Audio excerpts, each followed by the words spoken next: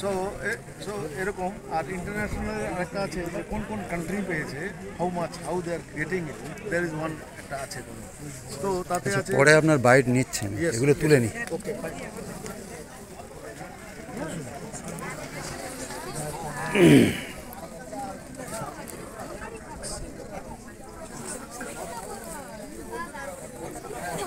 দেখি সামনে থেকে একটু দেখতে, এদিকে তাকিয়ে থাকো স্যার।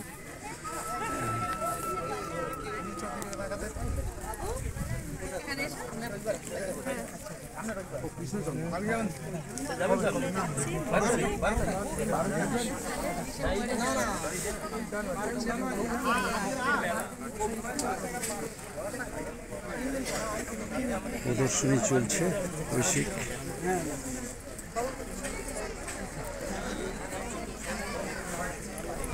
দেরি হয়ে গেল কিন্তু এসছি। আচ্ছা, আমার আরেকজন এসছে। হ্যাঁ ভালো আছে।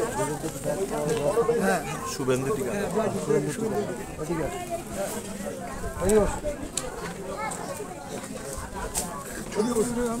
তুমি তুলবে? হ্যাঁ, ব্যস্ত তো পড়ি দিক।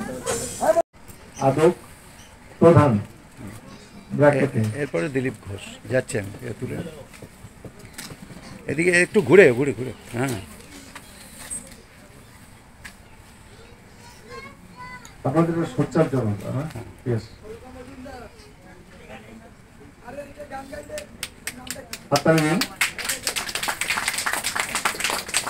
আপনারা নিশ্চয়ই বুঝছেন।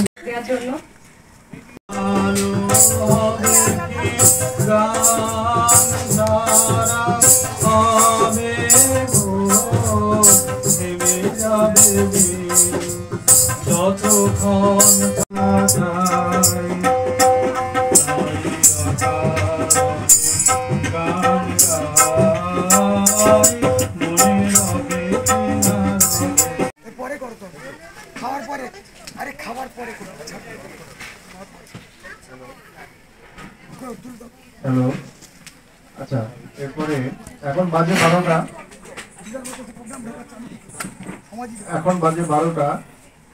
একটা পর্যন্ত আমরা এটাকে করবো, আর 1 ঘন্টা। তারপরে আমরা 1টা থেকে 2টো খাওয়াতে যাব, ঠিক আছে? তো এই 1 ঘন্টার মধ্যে আমাদের আর 2টো জিনিস বাকি আছে। একটা হচ্ছে নতুন বই প্রকাশ, ওটা হবে। আর এর মধ্যে আবৃত্তি বা এরকম করে 1-2টো করে দিন। এই 1 ঘন্টা সময় আমরা এইদিকে দেবো, দিয়ে আমার এখানকার অনুষ্ঠান আপাতত ওইখানে ব্রেক হবে, আর 1 ঘন্টা বাদে এখানে যে কথাগুলো বলবো, এক পক্ষে সবুজ কৃষ্টির তরফ থেকে সহযোগিতা করছেন। এখানে হয়তো আপনারা বিভিন্ন ধরনের সহায়তা পাচ্ছেন। আমি যতদূর জানি এটা কোনো রকম কোনো দান নয়। এখানে সেই জন্য দাতা এবং গ্রহীতার মধ্যে যে সম্পর্কটা, সেটা কোনো না কোনো ক্ষেত্রে কর্মের সঙ্গে জুড়ে আছে। ফলে দান যে শুধুমাত্র এখানে কোনো ভিক্ষা দানের মধ্যে যে পার্থক্যটা, সেই পার্থক্যটা বজায় রাখেন। এই জন্য আমি দুর্গাবাবুকে আমার তরফ থেকে আরেকবার আমি প্রণাম জানাই। এবং ঐশিক দীর্ঘায়ু হোক, ঐশিকের সঙ্গে আপনারা জুড়ে থাকুন। এবং এই যে সমাজ বললাম, এই সমাজটা আমরা বৃহত্তর রূপে দেখতে চাই। আরো যে ক্ষুদ্র ক্ষুদ্র বিভিন্ন, যেমন আমরা সবুজ কৃষ্টি একটা কালচার ফোরাম, আমরা সংস্কৃতি দিকটাকে এগিয়ে নিয়ে যাওয়ার চেষ্টা করছি। এখানে সব কিছু যদি আমাদের একসঙ্গে জুড়ে যায়, আমাদের প্রত্যেকটা ক্ষেত্র, তাহলে আমরা আশা করি ভালো সমাজ সুন্দর করতে পারবো। ওদের কেউ ছবি তুলছে না, আমি একটু তুলি।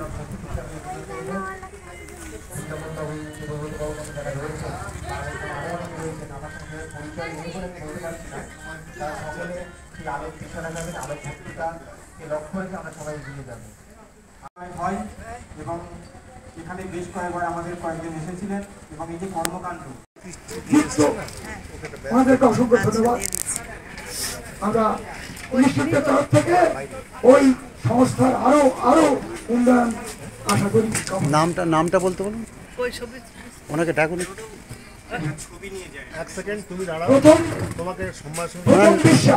এদিকে আসুন, ব্যাচ পড়ি সামনে চলো। প্রথম বিশ্বাস সবুজ কৃষ্টি কর্মী, প্রথম বিশ্বাস সবুজ কৃষ্টি থেকে প্রতিনিধি এসেছেন। ওনাকে চন্দনের ফোঁটা দিয়ে, ব্যাজ দিয়ে এবং গোলাপ ফুল দিয়ে আমরা আমাদের ইনস্টিটিউটের তরফ থেকে তাকে বরণ করে নিচ্ছি। উনি এখানে উপস্থিত হয়েছেন, এটা আমাদের খুব আনন্দ।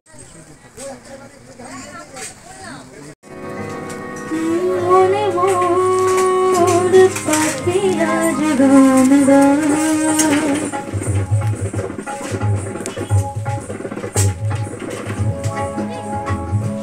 বনে নয় মনে মোর পাখি আজ গান বনে নয় জানি জানি ধরো ভাগারি জানি পদ্ম দেখি হাতে পদ্ম দেখি কালো জল হরে রাখো ফুল হাঁটুর নিচে দুচ্ছে কুকুর বোঝা বোড়া চুল। ডাক্তারের কাছে নিয়ে যেতে বলেছে ওই পিজি থেকে, কিন্তু আমি এই বাচ্চাটার চিকিৎসা পয়সা পাচ্ছি না বলে আপনাদের কাছে একটু অনুরোধ, এই মাথার ফটোটা এই নার্ভের গন্ডগোল ওর আছে, এই জন্য আমি একটু কিছু আপনাদের কাছে অনুরোধ করছি। প্রকাশ করছেন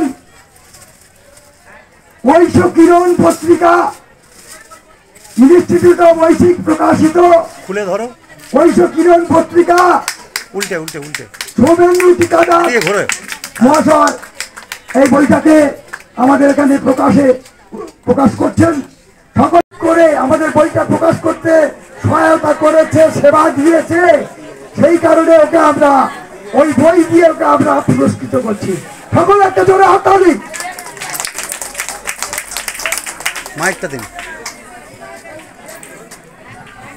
দাঁড়াও বাবা, দাঁড়াও দাঁড়াও, বইটা ধরো, ওখানে দাঁড়াও, চলে যাবে না,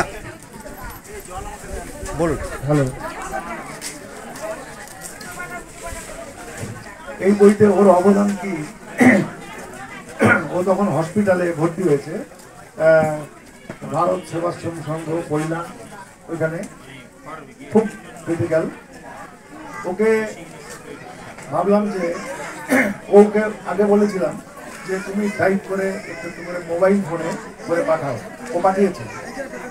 হসপিটালে যখন ওই অবস্থা খুব ক্রিটিক্যাল, তখন আমি বলেছি কি এই বইতে ওর ছবি নিয়ে নিয়েছি, এই বইতে যে অবদান করেছে তার ছবি নিয়েছে, নিয়ে বইটাকে কভার করে দিয়ে বইটা ওর কাছে পাঠিয়ে দেওয়া হয়েছে, তুমি দেখে নাও, তুমি অমর। সেটা ওকে শক্তি দিয়েছে, আর সেই শক্তি পাওয়ার জন্য মানসিকভাবে ও এত ক্ষমতার অধিকারী হয়ে গেছে, ও নিজেকেই শরীর সারিয়ে নিয়েছে। ডাক্তাররা যা ওষুধ দিয়েছে তাতে কিছু যায় আসে না। দু চার কথা মানসিক যদি শক্তির অধিকার ও প্রচুর পেয়ে গেছে। দু চার কথা যদি বলে, যদি কিছু বলতে চাও বলো বলো বলো।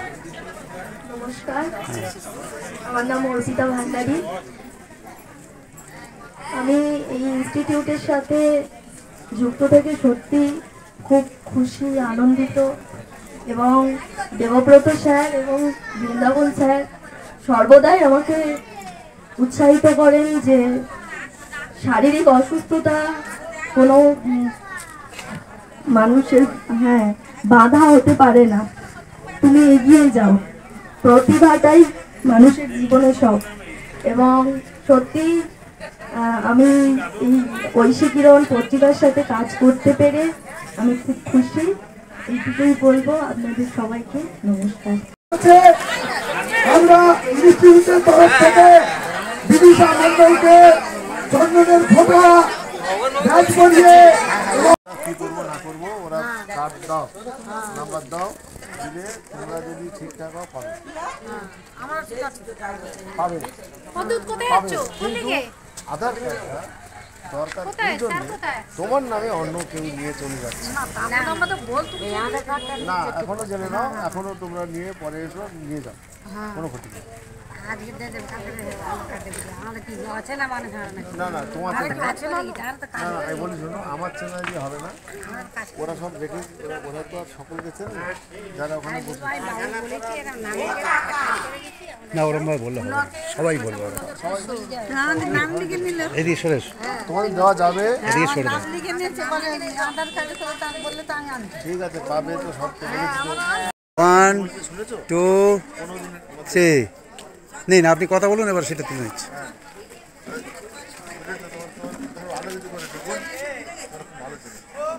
হ্যাঁ, তোমরা এইভাবে সুন্দর জিনিস দিয়ে তোমরা যদি বিক্রি করে আনতে পারবো, সেটা আবার কিন্তু লোকের সেবার কাজে দিচ্ছে।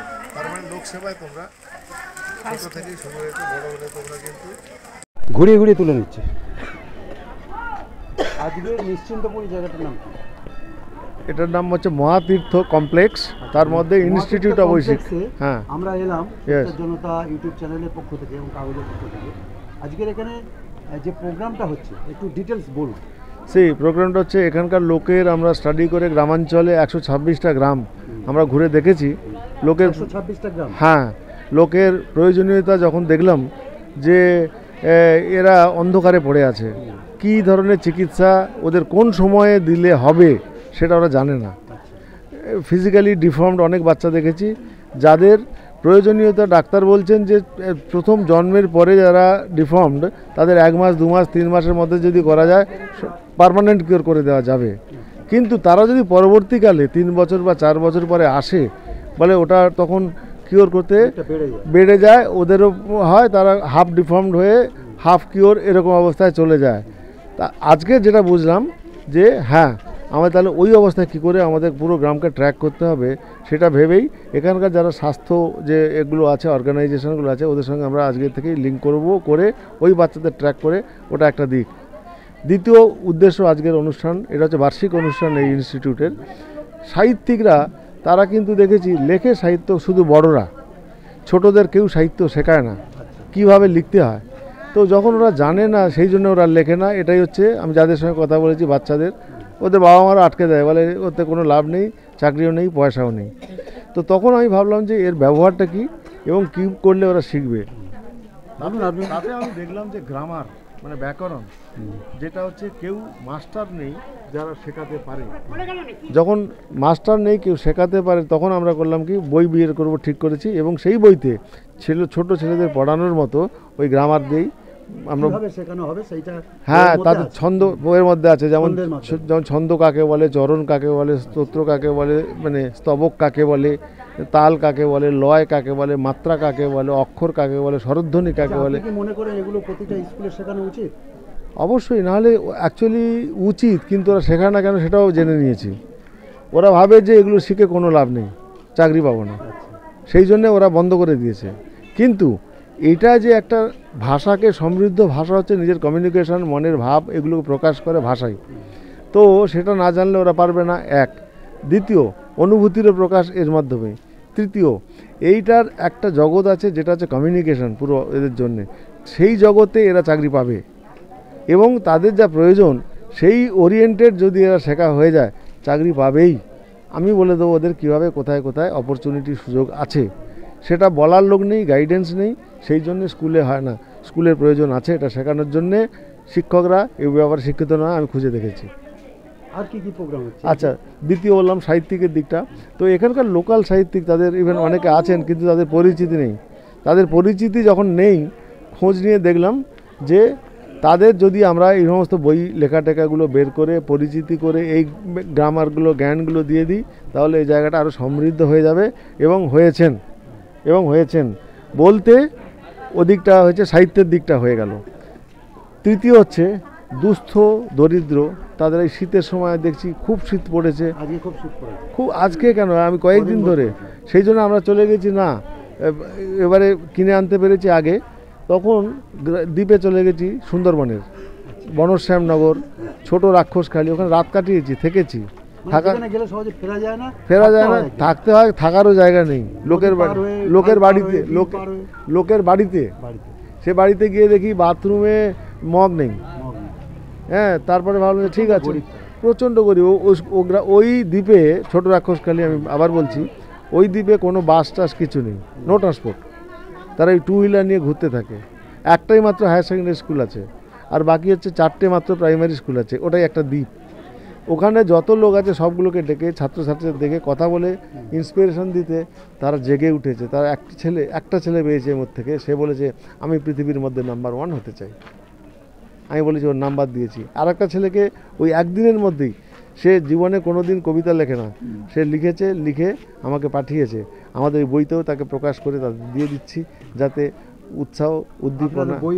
বই বেরিয়ে গেছে ওকে নিয়েও, যেটা আজকে রিলিজ হলো। বইটার নাম হচ্ছে ঐশ প্রকাশ, ঐশ কিরণ। কতজন গরিব দুস্থকে শীতের পোশাক?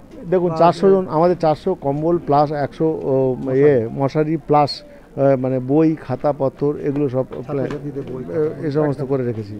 এবারে দেওয়াতে আমি দেখেছি অনেকে নিয়ে যায় ভিক্ষে মানে এসেই বিনা পয়সা পাওয়া যাচ্ছে নিয়ে চলে যায়। এইটাতে আমরা অবজার্ভ করেছি লাস্ট কত বছরের জন্য। তখন ঠিক করলাম যে তোমরা নিয়ে যাও পুরস্কার হিসাবে, তোমার যা প্রয়োজন নিয়ে যাও। বলে পুরস্কার কি, আমি কি করতে পারি? তোমরা যে কোনো জায়গায় ফলের গাছ লাগাও, দারিদ্রতা দূরীকরণ হবে। কারণ গাছই যে ফল দেয় মানুষ খায়, অন্যান্য প্রকৃতির মাছ বা পাখি বা বানর বা যারাই আছে তারা কিন্তু ওই গাছ থেকেই ফল খায়। তাহলে আমরা যখন একটা গাছ লাগাতে পারি, এটা আমি দুস্থ হলেও তো পারি, আমার পয়সা নেই। তো আপনাদের সংস্থার পক্ষ থেকে, ঐশিক সংস্থার পক্ষ থেকে বিভিন্ন জায়গায় গাছও লাগিয়েছে, গাছ দিয়েছি। ওই সুন্দরবনে ওইখানে গিয়ে 200-300 করে ইভন ফলের গাছ নিয়ে গিয়ে লাগিয়ে এসেছি। এবার দেখতেও যাচ্ছি এখানকার গ্রামে অসত্যতলা গ্রামকে গাছই পরিবেশ দূষণে সহযোগিতা করতে পারে। পরিবেশ দূষণ এক, আমরাই পারি। পরিবেশ দূষণ এক, আর একটা যে জীবন সাপোর্ট বলে, জীবন সাপোর্ট মানে গাছ থেকে আমাদের অক্সিজেন দেয় কিন্তু, আর আমরা যেটা ছেড়ে পরিবেশকে দূষিত করি কার্বন ডাইঅক্সাইড ছেড়ে, ওটা গাছ নিয়ে নেয়। একজন মানুষের জন্য 14টা গাছ লাগে, এটা সবাইকে বলে বেড়াই। তাহলে ওরা সেই মতো করে, এখন ওরা বলে চারা দাও, আমি তো বলছি চারা করতে হয় দানা থেকে হয়তো। তাহলে আমরা যে ফলটা খাচ্ছি দানাটা যদি আমরা ফেলে দিই তাহলে আমি এদিক ওদিক ঘুরবো কেন? অনেকেই করতে শুরু করে দিয়েছে। আজকে কতজন দুস্থ মানুষ এখানে প্রসাদ গ্রহণ করলো? আজকে তো আমার তো দেখে মনে হয় 200-300 আরও বেশি হতেই পারে। আমি তো 150 এখন আবার 150 এরকম। হ্যাঁ, এবার আসতে থাকবে। অনেক আছেন। এবং এর দরিদ্রদের আরেকটা জিনিস দেখেছি, ওরা আমাদের টাইম শিডিউলটা দেখে নেয় যে যখন ওই কম্বল এইগুলো পুরো দিনটার বদলে ওরা শেষের দিকে কোনো অসুবিধা নেই, আসুক যার যার সুবিধা আছে। পক্ষ থেকে সবাইকে এই সহযোগিতাটা করা হবে। দেখুন প্রত্যেকের সুবিধা অসুবিধা, নিজের প্রয়োজন কিছু মানে এই জন্য যে পুরো টাইম এখানে তা নয়, তো সেটা করেছি। ইভেন আরেকটা দিক হচ্ছে সাহিত্য, নতুন নতুন দিক খুলে দেওয়ার উদ্দেশ্য হচ্ছে আমাদের এই অনুষ্ঠান। আর একটা দিক বলছি, সাহিত্যিকদের কি অসুবিধে, ওরা নিজেদের লেখা প্রকাশ করতে পারে না। অসুবিধা হচ্ছে টাইপিস্ট নেই। কিন্তু আজকাল এত স্মার্ট মোবাইল বিভিন্ন জনের হাতে হাতে আছে, তারা ঘরে বসে বসে কিন্তু লেখাটা হোয়াটসঅ্যাপ করে পাঠিয়ে দিয়ে টাইপ করে পাঠিয়ে দিচ্ছে, এবং সেই দিয়েই আমাদের একটা বই বেরিয়ে গেল আজকে। আর যারা করলো এর মধ্যে সুস্থ অসুস্থ দু ধরনের ছেলে মেয়েদের কাজে লাগিয়েছি। আমরা দেখলাম হ্যাঁ, যে অসুস্থ তাকে পয়সা দিয়েছি তার ওষুধের জন্য। তাহলে আমরা আরেকটা জিনিস জানবো। হ্যাঁ বলুন। এই যে এত কর্মকাণ্ড, হ্যাঁ, যার নামে হচ্ছে, তার সম্বন্ধে দু এক কথা বলুন। সেই ঐশিক হচ্ছে বেসিক্যালি ও হচ্ছে outstanding child from government of India. ও 13 বছর বয়সে ওর ওয়ান্ডারফুল পারফরমেন্স, আর ও হচ্ছে পৃথিবীব্যাপী বিশ্ববিখ্যাত, ওয়ার্ল্ড ওয়াইড ওর অ্যাওয়ার্ড আছে। তারপরে হঠাৎ হয়েছে কি কোনো কারণে ও মানে নেই, ঠিক আছে, সেটা আমি ডিটেল বলতে চাই না। এসেছে চলে গেছে, ধূমকেতু বলতে পারি, এসে সবাইকে ধূমকেতুর মতো এখানে সকলকে শক্তি দিয়ে গেছে। ও বলেছে যে আমি এসেছিলাম তোমাদের এই শক্তি দিতে, কারণ তোমরা এগুলো করো না, এগুলো করতে থাকো, আমি আসি। আপনারা কাজে লাগিয়ে সেই শক্তি পেয়েছি বলেই আজকে এই সমস্ত চলতে রয়েছে। আর একটা জিনিস জিজ্ঞেস করা উচিত না, তবু জিজ্ঞেস করবো, ঐশিক কে হয় আপনার? ছেলে। আচ্ছা, আপনার নামটা বলুন। দেবব্রত আদক। আর এখানে কারা কারা একটু ব্যক্তিরা উপস্থিত হয়েছেন যে বলেন, 2-4 জনের নাম বলেন। এখানে আজকের এসেছেন রামকৃষ্ণ মিশন কাকদ্বীপ, ওনার প্রেসিডেন্ট, উনি গত বছর ছিলেন, শ্রী ওনার নাম কৃত্তিবাস মাইতি। উনি নিশ্চিন্তপুরে টিচার ছিলেন এবং আমারও স্কুলবেলার উনি টিচার। আচ্ছা, উনি একজন নাম্বার 1। তেমনি সাহিত্যিক বিভিন্ন জন এসেছেন, যেমন এসেছেন দিলীপ বৈদ্য, হ্যাঁ, বা রবীন্দ্রনাথ দলুই। আচ্ছা, বৃন্দাবন আদক উনি এখানের সঙ্গে অ্যাক্টিভভাবে সংযুক্ত, সঞ্চালনা উনি করেন। অ্যাট দ্য সেম টাইম উনি এখন সাহিত্যিক। ইভেন সাহিত্য জগতে আমরা ঢুকেছি সত্যি কথা বলতে কি ভেরি সিরিয়াসলি 1 ইয়ার। তাতে দেখলাম যে আমরা যে ধরনের আলোচনা বা ওখানে বলছি, আজকের 1 বছরই আমাকে 3 জায়গা থেকে স্বীকৃতি সম্মান দিয়েছে, যেটা কলকাতা থেকে। ব্যাস, তাহলে আমি দেখতে পাচ্ছি যে ইয়েস, আমাদের কিছু কিছু ইনফরমেশান যেটা শেয়ার করছি সে সুন্দর। তেমনি করে ডাক্তারি দিকে এখানে এসেছেন সবিতাব্রত আদক। তো উনি এসেছেন কিসের জন্যে? বিনা পয়সায় এই যাদের চিকিৎসার এর জন্যে উনি সবসময় এখানে বুধবার করে বিনা পয়সায় আমাদের থেকে করেছেন এবং আজকেও সেই অর্গানাইজিংয়ে আমি একা সমস্ত কিছু সম্ভব নয়, ওরাই করে। হ্যাঁ, এইভাবে আমি দেখছি যে এটা খুব সুন্দর সুন্দর জিনিস গড়ে উঠেছে। অমরেন্দ্র কালাপাহাড়, জ্যোতিষ প্রামাণিক বলে একজন পল্লী কবি, ওনার বাড়িতে গেছি, ওনার সিন্দুকের ভেতরে ওনার লেখা ভর্তি। উনি দেখালেন, দেখো বাবা আমার বয়স 84, আমি মারা গেলে এগুলো কেউ কোথাও হবে না, পুড়িয়ে দেবে। তখন আমি ভাবলাম যে উনি এত করেছেন, একটা না দুটো বই বেরিয়েছে, আমি তোমার সমস্ত লেখা আমাকে দাও, আমি তোমার বই বের করে দেবো। উনি জীবন পেয়ে গেছেন, এখন প্রত্যেকটা কথায় ওনার মধ্যে একটা শক্তি পাই আমি, এবং প্রচুর লিখতে শুরু করে দিয়েছেন। আপনার নাম আরেকবার ডাক্তারবাবু উপস্থিত হয়েছেন? শ্রী দেবব্রত আদক আমার নাম। এখানে রিহ্যাবিলিটেশন সেন্টার এর থেকে ফ্রম বরিশা, তা ওনারা এসেছেন। ওনাদের বলে হ্যান্ডিক্যাপ চিলড্রেন যারা বাই বার্থ, জন্ম থেকে, তাদের জন্যও এখানকার চিকিৎসা শুরু করে দিয়েছি। এবং এরাই সমস্ত এখানকার, বললাম তো, অন্তত আমরা মাইক নিয়ে যখন গিয়েছিলাম প্রায় 50-60টা গ্রামে পৌঁছে গেছি। খবর দেওয়া হয়েছে মাইক অ্যানাউন্সমেন্টে, পোস্টার মারা হয়েছে, তাও এখন পেয়েছি প্রায় 15-16টা যারা আজকের দেখলো। এটা কাভারেজ হলো যে কোনো কোনো গ্রামে নেই, কোনো কোনো গ্রামে আছে। তো আমার কাভারেজ হচ্ছে, আমি দেখছি অন্তত 30 বা 50 এতগুলো গ্রাম আমি ধরে নিলাম যে এরা প্রথম আলো পেয়ে গেল যে এরপরে কেউ যদি এরকম জন্ম নেয়, তার জন্ম থেকেই এটাকে দূরীকরণ করতে আমরা পারবো। এটাই। হ্যাঁ, নমস্কার।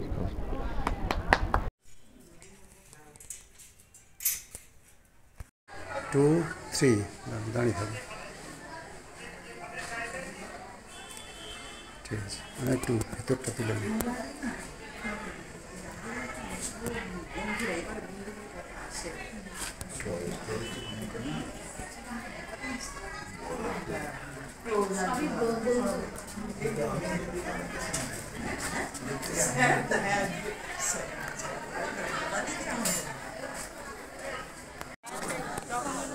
কয়েকশো গরিব মানুষকে এখানে ভোজন করানো হচ্ছে দুপুরের।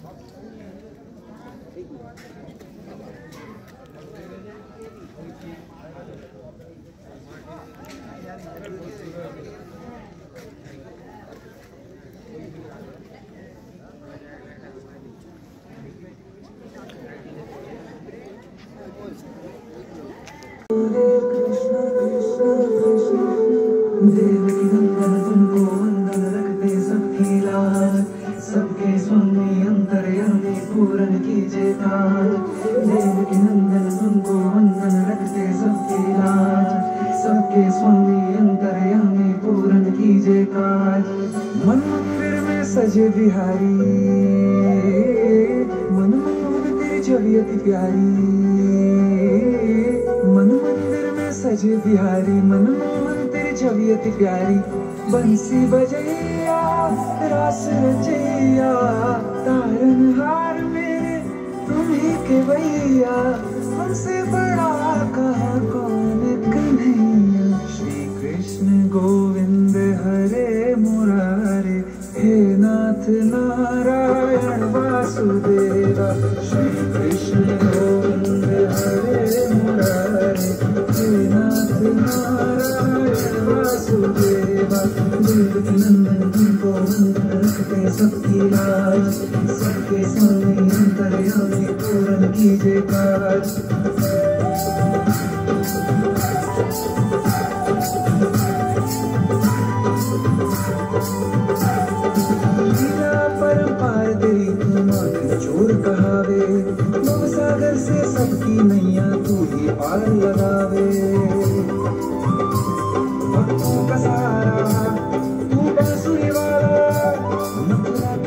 किया ओ नंद के लाला तेरी भक्ति में नाचे सबका ताने किया श्री कृष्ण गोविंद हरे मुरारे हे नाथ नारायण वासुदेवा हे नाथ नारायण वासुदेवा देवकी नंदन गोविंद रखते सबकी लाज सबके स्वामी अंतर्यामी पूर्ण कीजिए काज देवकी नंदन गोविंद रखते सबकी लाज सबके स्वामी अंतर्यामी पूर्ण कीजिए काज। মজুমদার আর ঐশীকে নিয়ে লেখা যে কবিতাটা সেটা আমি আপনাদের সামনে পাঠ করছি। ঐশী, কোথা গেলি বাবা, চলে আয় তুই, বড় আদরের ধন, তোরে না হেরিয়া শূন্য হয়েছে আমার তনু মন। কবে চলে গেলি আমারে না বলি, কত কথা ছিল বাকি, আধার হয়েছে মলিন হয়েছে অশ্রু সজল আঁখি। চোখে দেখি নাই তোরে চিনি নাই, নাম শুনে সব লোকে, আমি এক মাতা অজানার কথা ব্যথাতে ভরিয়া ওঠে। তোর স্মৃতি লয়ে রং তুলি দিয়ে এঁকে চলি সব ছবি, রাতের আঁধারে রঙিন ফানুষে হয়ে উঠি আমি। মজুমদার আর ঐশীকে নিয়ে লেখা যে কবিতাটা সেটা আমি আপনাদের সামনে পাঠ করছি।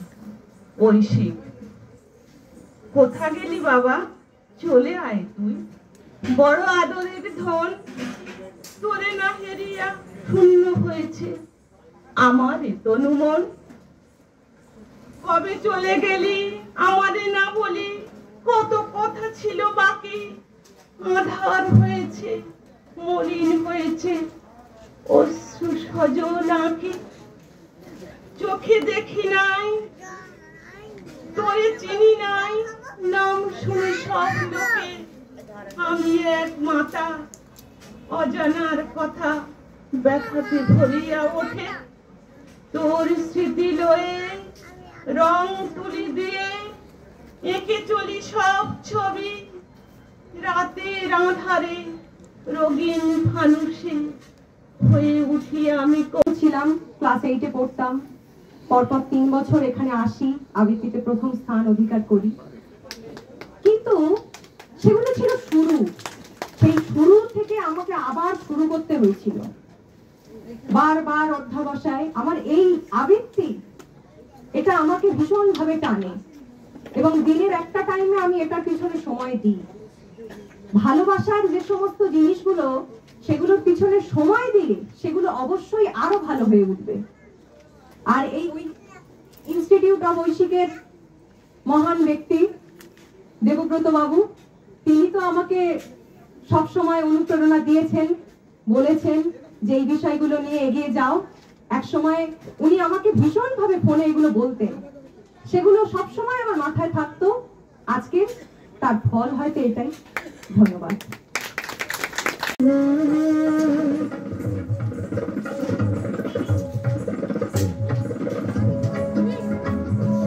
বনে নয় মনে মোর পাখি আজ গান গায়, ঝিরি ঝিরি হাওয়া দুলারে যায়, গুন গুন গুন ভোরের ফাল্গুন ডাকে মোরে আয় আয় আয়।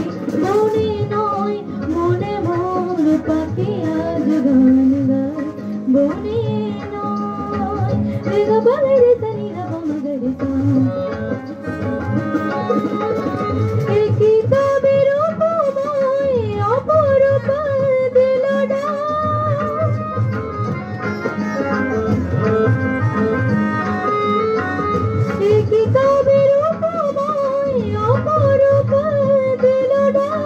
স্বপ্নের সমারোহে বেলায় আজ কেটে যাক, সুরার সুরহে মন মন যায়, সুরার সুরহে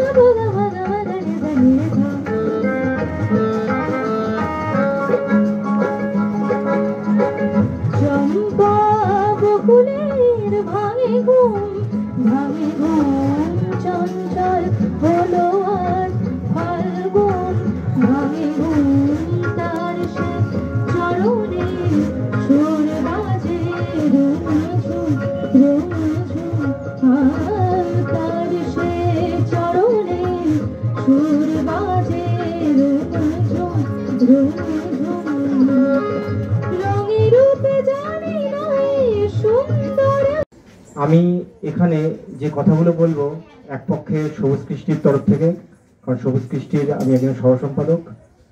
সবুজ কৃষ্টির পক্ষ থেকে অনেকেই আসবেন বিভিন্ন সময়ে। আমি স্কুল থেকে এসেছি, আবার আমি স্কুলে চলে যাব, সেই জন্য আমি দু চার কথা বলে আমি যাচ্ছি। সারাদিন থাকলে আমার খুবই ভালো লাগতো, কিন্তু সেটা সম্ভব হচ্ছে না। আমি ব্যক্তিগতভাবে যেটা বলার সেটা হচ্ছে এই যে এখানে আপনারা রয়েছেন, ঐশিকের সঙ্গে জুড়ে রয়েছেন। ঐশিকের এটা একটা বলতে পারেন যে ক্ষুদ্র সমাজ। এই সমাজে অনেকেই আছেন প্রত্যেকের প্রতি সহযোগী মনোভাব নিয়ে এগিয়ে চলেছেন, একে অপরকে সহযোগিতা করছেন। এখানে হয়তো আপনারা বিভিন্ন ধরনের সহায়তা পাচ্ছেন। আমি যতদূর জানি এটা কোনো রকম কোনো দান নয়। এখানে সেই জন্য দাতা এবং গ্রহীতার মধ্যে যে সম্পর্কটা, সেটা কোনো না কোনো ক্ষেত্রে কর্মের সঙ্গে জুড়ে আছে। আমি যদি ভুল কিছু না বলি, দেবব্রতবাবু আছেন, কারণ এখানে শ্রম এবং কর্মের মূল্য দেওয়া হয়, সেটাই দান। ফলে দান যে শুধুমাত্র এখানে কোনো ভিক্ষা দানের মধ্যে যে পার্থক্য থাকে, সেই পার্থক্যটা বজায় রাখেন। এই জন্য আমি দেবব্রতবাবুকে আমার তরফ থেকে আরেকবার আমি প্রণাম জানাই। এবং ঐশিক দীর্ঘায়ু হোক, ঐশিকের সঙ্গে আপনারা জুড়ে থাকুন। এবং এই যে সমাজ বললাম, এই সমাজটা আমরা বৃহত্তর রূপে দেখতে চাই। আরো যে ক্ষুদ্র ক্ষুদ্র বিভিন্ন, যেমন আমরা সবুজ কৃষ্টি একটা কালচারাল ফোরাম, আমরা সংস্কৃতি দিকটাকে এগিয়ে নিয়ে যাওয়ার চেষ্টা করছি। এখানে সবকিছু যদি আমাদের একসঙ্গে জুড়ে যায়, সমাজের প্রত্যেকটা ক্ষেত্র, তাহলে আমরা আশা করি ভালো একটি সমাজ সৃজন করতে পারবো। আমরা সকলেই সেই কাণ্ডারি বা পথিক হিসাবে এগিয়ে চলবো। বৃন্দাবন বাবু, দেবব্রত বাবুর মতো যারা রয়েছেন, বা এখানে আরো অনেকে রয়েছেন আমার সঙ্গে ঠিক করে ঠিক আছে কিনা। নমস্কার। আজকের আমার উপস্থাপনা কবি দেবব্রত সিংহের আঞ্চলিক ভাষার কবিতা তেজ। আমি জামবনের কুইরিপাড়া শিব কুইরির বেটি সাঁচলি। কাগজওয়ালারা বলে অতটুকুন বইলে হবে কেনে, তুমি এবারকার মাধ্যমিকে প্রথম হয়েছ, তোমাকে বলতে হবে আরো কিছু। টিভিওয়ালারা বলে তুমি খেত মজুরের মিয়া, তুমি কি করে কামিন খাইতে মাধ্যমিকে প্রথম হলে বলো দেখি। সেটা তোমাকে বলতে হবে খুলে। পঞ্চায়েতের অনিবদী প্রধান উপপ্রধান সব একেবারে হামলাইয়া পড়লো আমাদের মাটির কুঁড়ে ঘরে। জামবন স্কুলের হেডমাস্টার কোন বিহান বেলায় টিনের আগর খুলে হাইকে ডাইকে ঘুম ভাঙায়। খবরটা যখন প্রথম শুনালে তখন মাকে জড়াইয়ে শুয়েছিলাম আমি। কোলা ঘরের ঘুটঘুটটা আধারে হেডমাস্টারকে দেখে মায়ের পারে আমিও চোখ কচালে হাঁ হয়ে ভাইবেছিলাম, এ কি স্বপ্ন দেখছি নাকি। স্যার বলে এটা স্বপ্ন লয়, সত্যি বটে। কথাটা শুনে কাঁদে ভাসাই দিয়েছিলাম আমরা তো মা বেটি। আজ বাপ বেঁচে থাকলে আমি মানুষটাকে দেখাইতে পাইতাম বহুত কিছু। আমার বুকের ভিতরে যেতে জালো সন্ধ্যা বাতিটা জ্বালাই দিয়েছিল মানুষটা, আজকে সেই বাতিটা কেমন আমাদের কুইড়া ঘরটাকে আলো করেছে, সেটা দেখাইতে পাইতাম। আপনারা বলছেন বটে, তোমাদের মতো মিয়ারা যদি উঠে আসে তাহলে ভারতবর্ষ উঠে আসে। কথাটা খুবই সত্যি, কিন্তু উঠে আসার রাস্তাটা যে এখনো তৈয়ার হয় নাই। খাড়া পাহাড়ে উঠা যে কি জিনিস, বহুত দম লাগে, বহুত তেজ লাগে। আমি জামবনের কুইরি পাড়া শিবু কুইরির বেটি সাঁচলি। যখন তাকে হুঁশ হয়েছে তখন তাকে শুনে আইছি বিটি না মাটি। ঠাকুমা বলতো পরের ঘরে হিসাল টেলবে, তাহার আবার লিখা পড়া। গায়ের বাবুরা বলতো তুই কুইরি পাড়ার বিটি ছিলা, তোর কামিন খাটা ছাড়া গতি কি। বাপ বলতো দেখ সাজলি, মন খারাপ করলি তো ফিরে গেলি। শুন, যে যা বলছে বলো, এসব কথা এক কানে সিমহাইলে আর এক কানে বার করিয়া দিবি। তখন বাবু পাড়ার কুচিল দেখরে ঘরে কামিন খাটক মা। ক্ষয় রোগের তারসে মায়ের গতরটা ভাঙে নাই অতটা। মাঝে মধ্যে জ্বর ঠোর আসতো বটে, জ্বর এলে মা পেগনাতে তালাই পাইতে শুয়ে থাকত। মনে আছে সে ছিল এক ঝাড় কালে সুকাল, রোদ উঠেছিল ঝলমলানি, ঝিঙ্গা ফুলা রোদ। আমি সে রোদে পিঠ দিয়া গা দুলাইয়া পড়ছিলাম ইতিহাস, ক্লাস 7 এর সামন্ত রাজাদের ইতিহাস। ঘরের গিন্নি লোক পাঠাইছিল বার কত, মায়ের জ্বর সে তারা শুনতে লাই চায়। আমাদের দিদি বুড়ি তখনও বাঁচে, কুল তলায় বসে ছেঁড়া কম্বল মুড়ি দিয়ে বিড়ি ফুঁকছিল বুড়ি। শেষ তক বুড়ি সেদিন পোড়া থেকে উঠাই মায়ের কাজটুকুন করতে পাঠাইছিল বাবু ঘরে। পুরানো ফটক ঘেরা উঠান, অত বড় দর দালান, অত বড় বারান্দা সব ঝাঁট ফাঁট দিয়ে সাফ সুদ্র করে আসছিলাম চলে। ঘরের গিনি নাই ছালে, এক গাধা এঠা কাঠা জুঠা বাসন আমার সামনে আইনে ধরে দিলে। বলুন আমি তোমাদের জুঠা বাসন ধুতে লাইব। কথাটা শুনে বাবু গিন্নির সে কি রাগ। কি বললি তুই? যত বড় মূল তত বড় কথা। জানিস তোর মা, তোর মায়ের মা, তার মায়ের মা সবাই এতকাল আমাদের জুঠা বাসন ধুয়ে গুজারে গেল, আর তুই বললি আমাদের জুঠা বাসন ধুতে লাইবে?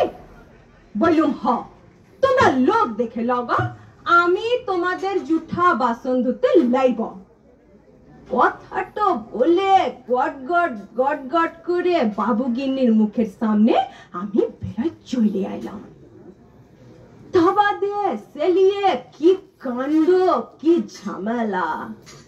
বেলা ডুবলে মাহাতোদের ধান কাটে, বাপ ঘরকে ফিরে আইলে দু পাতা লিখা পড়া করা লাতলির ছোট মুখে বড় থুতির কথা 7 কাহন করে বলেছিল দিদি বুড়ি। মা কোনো রাগ করে নাই। আঘর মাসের সন্ধ্যা বেলায় পেগনাতে আগুন জ্বলে হাত পা সেকছিল মা। এক মাথা চুল ঝাঁকানো বাপের পেটানো পাথরের মুখটা ঝলকে উঠেছিল আগুনের আছে। আমি বাপের অমন চেহারা কোনদিন দেখিলাই। বাপ সেদিন মার দিদি বুড়ির সম্মুখে আমায় কাচকে ডাকে, মাথায় হাত বুলাই গম গমা গলায় বলেছিল, যা করেছিস বেশ করেছিস। শুন, তোর মা, তোর মায়ের মা, তার মায়ের মা সবাই করেছে কামিনগিরি। বাবু ঘরে গতর খাটাই খাইয়েছে। তাতে হইছেটা কি? তাতে হইছেটা কি? এই কথাটা মনে রাখবি সাজলি। তুই কিন্তু কামিন হবার লাগে জম্মাসলাই। যত বড় লাট সাহেবি হোক কেনে, কারোর কাছে মাথা লুয়াই, নিজের তেজ বিকাবিলাই। এই তেজটুকু লেগে করবে এই আশা ভরসা আমি রাখবো।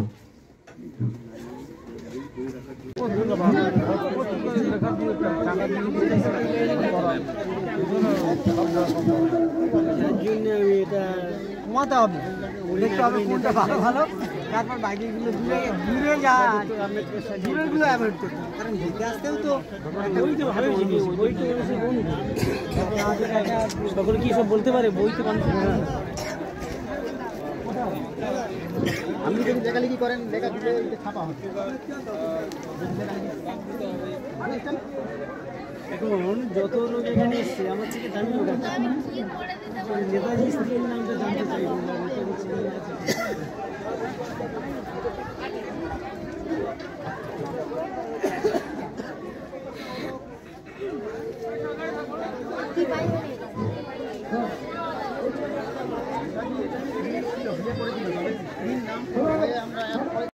ডাইরেক্টর এবং সভাপতি মহাশয় তার হাতে কম্বলটা তুলে দিচ্ছেন। অর্পিতা ভান্ডারী নেক্সট